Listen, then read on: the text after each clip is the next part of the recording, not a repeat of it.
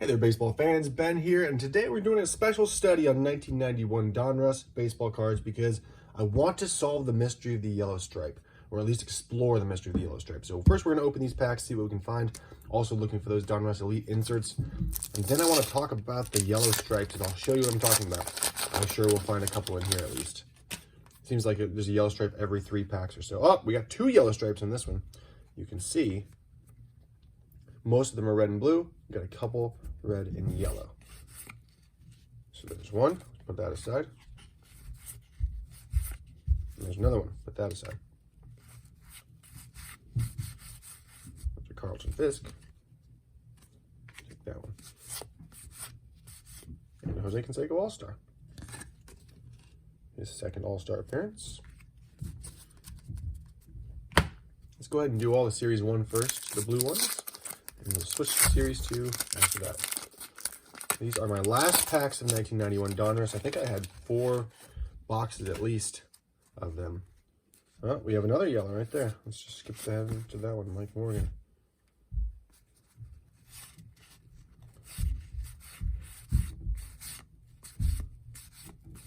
But this is the end of the... There's John Smoltz.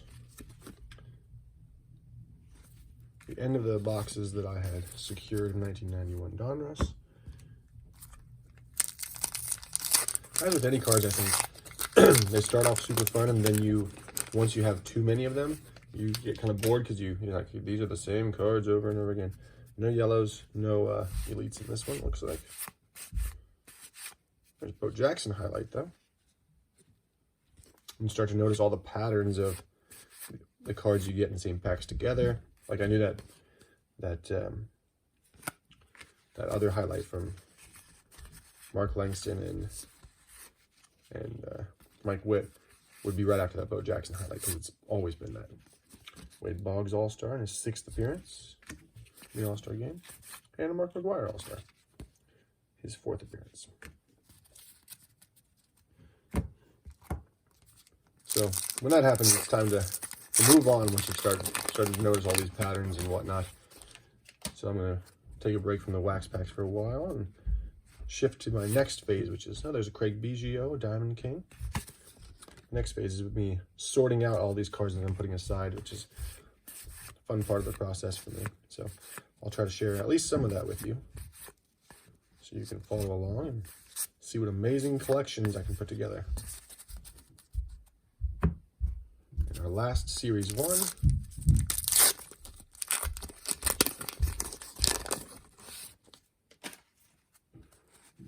no yellows and no inserts. Another Carlton Fisk though. Another Jose Canseco All-Star. See, there's the pattern.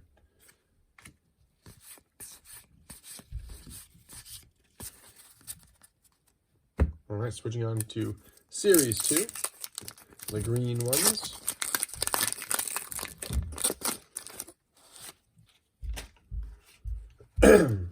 Two yellows in this one as well. And a Jose Canseco to start us off. Will Clark All-Star.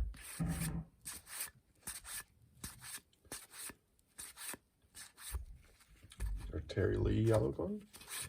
And wait a minute, this is blowing the case wide open. Julio Machado. I'll explain why in just a minute.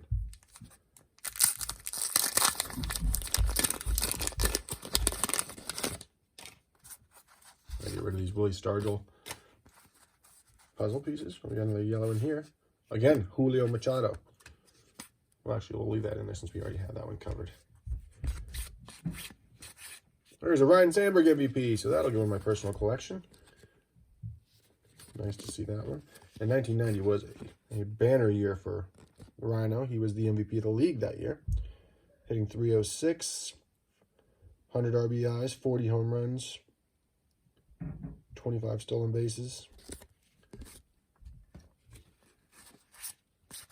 Roberto Alomar, Dave Winfield, the tail end of his career. Dave Justice at the very beginning of his career, coming off his Rookie of the Year season.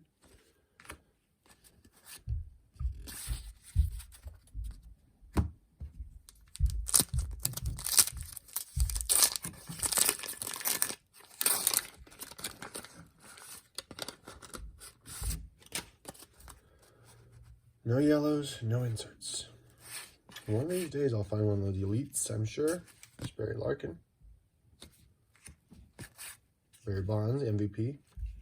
I'm sorry, he was the MVP of the National League that year. Not Ryan Sandberg. My mistake. There's the Mike Scioscia with the yellow star. There are some floating around with a white star. I pulled those out too. Sandy Alomar Jr., Rookie of the Year for the American League. And there's a Frank Thomas. I think that's his Donruss rookie card at least. And our last pack of Series 2.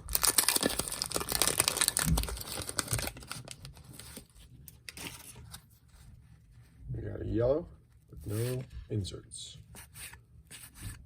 Kevin Mitchell, John Wetland, which I've already got that one, so I'm going to keep that in here too.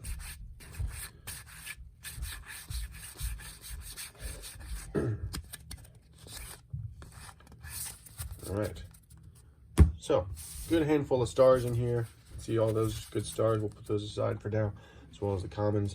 This I'll add to my personal collection. But let's talk about these yellow stripes for a second here.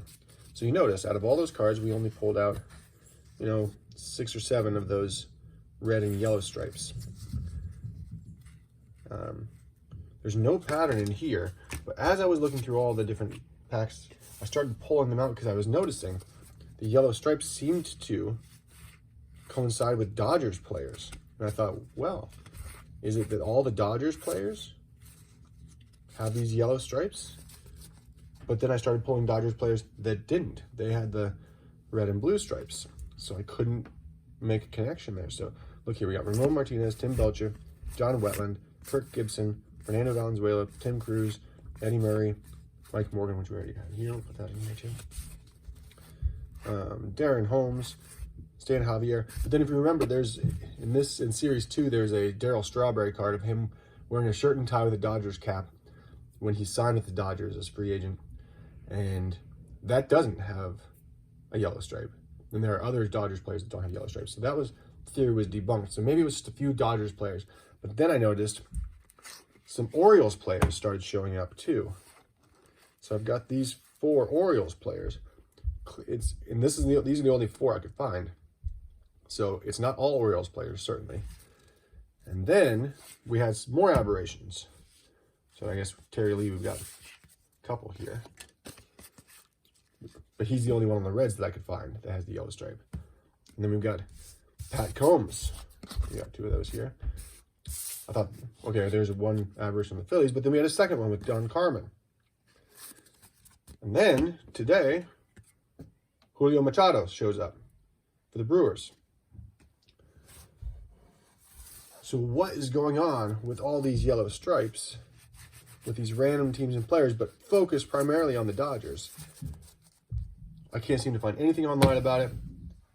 There doesn't seem to be any real connection between these players or these teams or these cards.